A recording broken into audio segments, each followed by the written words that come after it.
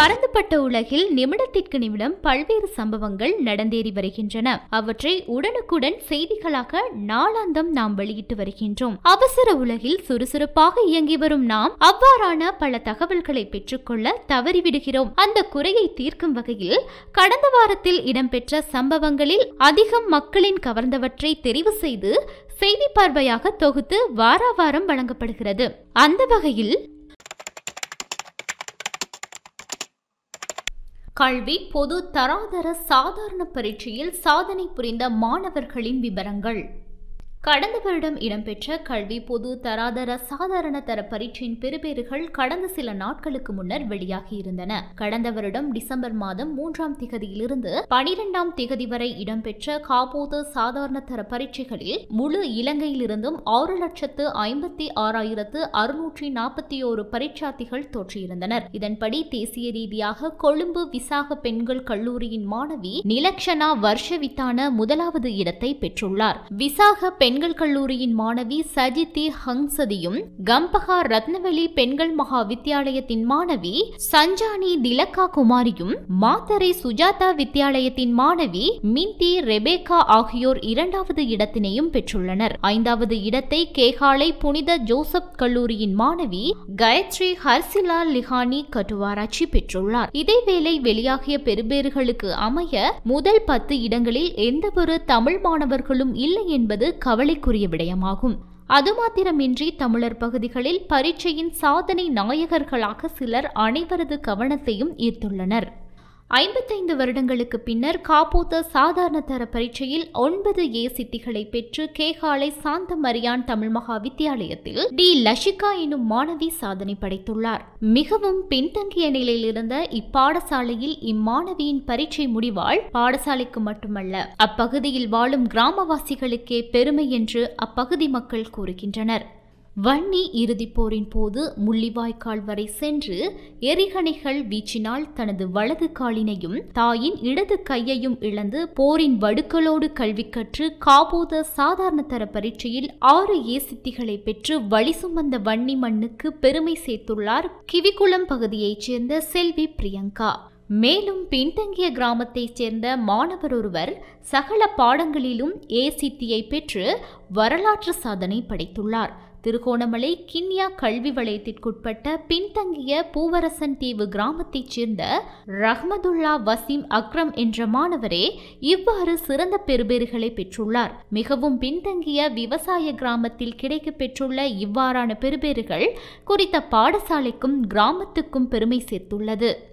விடுதலை புலிகளின் காலத்தில் ஆரம்பித்து வைக்கப்பட்ட இனிய வாழ்வு இல்லத்தில் வசிக்கும் கண் பார்வையற்ற அபிஷேக் மற்றும் அரவிந்தன் எனும் 2 மாணவர்கள் பிரெயில் எழுத்துமுறை மூலம் பரீட்சை எழுதி சித்தியடைந்துள்ளனர். முல்லைத்தீவு வள்ளிப்புணம் பகுதியில் 1997ஆம் ஆண்டு உருவாக்கப்பட்ட இனிய வாழ்வு இல்லத்தில் விழிப்புலன், செவிப்புலன், பேச்சுத்திறன் குன்றிய 50க்கும் மேற்பட்ட மாணவர்கள் தற்போது வரை சிறப்பு கல்வி கற்று வருகின்றனர். இவர்களின் சாதனையை பலர் பாராட்டி வருகின்றனர். சாதிக்க இன்று எதுவும் தடையில்லை என்பதை நிரூபித்துள்ளனர். இதேவேளை எமக்கு கிடைக்கப்பெற்ற தகவலின் அடிப்படையில் இந்த தகவல் தொகுக்கப்பட்டிருந்தது. மேலும் சாதனை படைத்த அனைவருக்கும் லங்கா ஸ்ரீ வாழ்த்துக்களை தெரிவித்துக் கொள்கின்றது.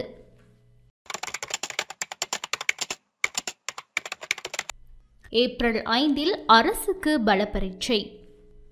நல்லாட்சிக்கான ஐக்கிய தேசிய முன்னணி அரசின் 2019ஆம் ஆண்டுக்கான வரவு செலவு திட்டத்தின் மீது எதிர்வரும் 5ஆம் திகதி இறுதி வாக்கெடுப்பு நடைபெறவுள்ளது. தமிழ் தேசிய கூட்டமைப்பின் ஆதரவிருப்பதால் சவாலின்றி பட்ஜெட்டை நிறைவேற்றிவிடலாம் என ஆளுநர் தரப்பு நம்பிக்கை வெளியிட்டிருந்தாலும் அரசுக்கு நெருக்கடி கொடுப்பதற்குரிய நடவடிக்கையில் மஹிந்த அணி இறங்கியுள்ளது. எனவே ஏப்ரல் 5ஆம் திகதி கட்டாயம் சபைக்கு வருமாறு ஆளும் கட்சி எம்பிக்களுக்கு பணிப்புரை விடுக்கப்பட்டுள்ளதுடன் வெளிநாடு செல்ல தடை விதிக்கப்பட்டுள்ளது. அத்துடன் அதிருப்தி நிலையிலுள்ள ஐக்கிய தேசிய கட்சியின் பின்வரிசை நாடாளுமன்ற உறுப்பினர்களை திருப்திப்படுத்தும் முயற்சியில் பிரதமர் இறங்கியுள்ளார். ஊரலட்சி வேலை திட்டத்தின் கீழ் இவர்களுக்கு கூடுதல் நிதி ஒதுக்கப்பட உள்ளது.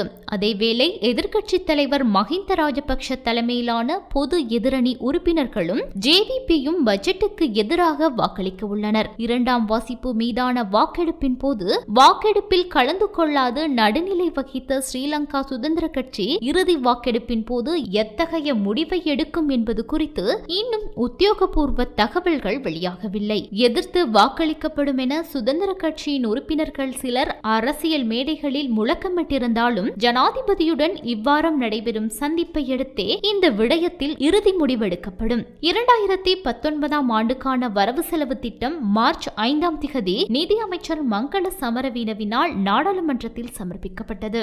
6 முதல் 12 வரை இரண்டாம் வாசிப்பு மீதான விவாதம் நடைபெற்று 12 மாலை வாக்கெடுப்பு நடத்தப்பட்டு நிறைவேற்றப்பட்டது. அமைச்சுக்கான நிதி ஒதுக்கீடு தொடர்பான குழுநிலை விவாதங்கள் கடந்த 13 முதல் நடைபெற்று வருகின்றது. ஏப்ரல் 5 வரை அது தொடரும். 5 மாலை பட்ஜெட் மீது இறுதி வாக்கெடுப்பு நடத்தப்படும். ஐக்கிய தேசிய முன்னணி அரசிடம் சாதாரண பெரும்பான்மை கூட இல்லை. தமிழ் தேசிய கூட்டமைப்பின் ஆதரவுடனேயே ஆட்சியை முன்னெடுத்து வருகின்றது. 14 எம்பிக்களின் ஆதரவே பட்ஜெட்டுக்கு கிடைக்கும். இந்நிலையில் ஐக்கிய தேசிய கட்சி தரப்பிலிருந்து 15 எம்பிக்களை மஹிந்த அணி வாக்கெடுப்பில் கலந்து கொள்ளாமல் இருக்க வைத்தால் கூட பட்ஜெட்டை நிறைவேற்றுவதில் சிக்கல் ஏற்படும். எனவேதான் 5 பலப்பரீட்சையாக கருதப்படுகின்றது.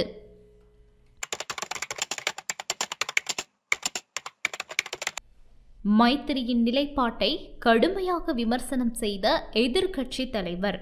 ஜனாதிபதி மைத்திரிபால சிறிசேனவின் நிலைப்பாட்டை எதிர்க்கட்சித் தலைவர் மஹிந்த ராஜபக்ஷ கடுமையாக விமர்சனம் செய்துள்ளார். தரம் 5 புலமை பரிசில் பரீட்சையை ரத்து செய்வது குறித்து ஜனாதிபதி மைத்திரிபால சிறிசேன அண்மைய நாட்களாக கருத்து வெளியிட்டு வருகின்றார். இந்த நிலையில் தரம் 5 புலமை பரிசில் பரீட்சை தொடர்பில் எதிர்க்கட்சித் தலைவர் மஹிந்த ராஜபக்ஷ மாறுபட்ட நிலைப்பாட்டை வெளிப்படுத்தியுள்ளார். புலமை பரிசில் பரீட்சை ரத்து செய்யப்பட்டால் கிராமத்தை சேர்ந்த மாணவ மாணவியர் நகர பாடசாலைகளில் அனுமதியை பெற்றுக்கொள்ள முடியாத நிலைமை உருவாகும் எனவும் சுட்டிக்காட்டியுள்ளார். புலமை பரிசில் பரீட்சையினால் பெற்றோர் பிள்ளைகள் மீது கடுமையான அழுத்தங்களை பிரயோகிக்கின்றனர் என்பது உண்மையே. எனினும் புலமை பரிசில் பரீட்சையில் திறமைகளை வெளிப்படுத்தும் மாணவ மாணவியருக்கு பிரபல பாடசாலைகளில் கல்வி கற்க சந்தர்ப்பம் கிடைக்கின்றது. புலமை பரிசில் பரீட்சை ரத்து செய்யப்பட்டால் அதற்கு மாற்று திட்டம் ஒன்று அறிமுகம் செய்யப்பட வேண்டும் என்றும் மஹிந்த ராஜபக்ஷ சுட்டிக்காட்டியிருந்தமை குறிப்பிடத்தக்கது.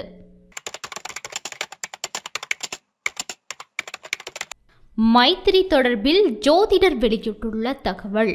அடுத்த ஜனாதிபதி தேர்தலில் சமகால ஜனாதிபதி மைத்திரிபால சிறிசேன போட்டியிட்டால் மீண்டும் அவரே வெற்றி பெறுவார் என பிரபல ஜோதிடர் ஆரூடம் வெளியிட்டுள்ளார். பிரபல ஜோதிடர் இந்திக்க தனது ஃபேஸ்புக் பக்கத்தில் இந்த தகவலை வெளியிட்டுள்ளார். அண்மை காலமாக ஜனாதிபதி முன்னெடுத்து வரும் பல்வேறு நடவடிக்கைகள் மக்கள் மத்தியில் பிரபல்யம் அடைந்துள்ளதாகவும் சுட்டிக்காட்டியுள்ளார். குறிப்பாக போதைப் பொருளை இல்லாதொழித்தல் மற்றும் பௌத்த மதத்தை சர்வதேச ரீதியாக பிரபலப்படுத்தும் நடவடிக்கையிலும் ஜனாதிபதி தீவிரமாக ஈடுபட்டுள்ளார். இவ்வாறான செயற்பாடுகள் அடுத்த தேர்தலில் அதிகளவான வாக்குகளை பெறுவதற்கான சாதக நிலைகளை ஏற்படுத்தும் எனவும் சுட்டிக்காட்டியிருந்தார்.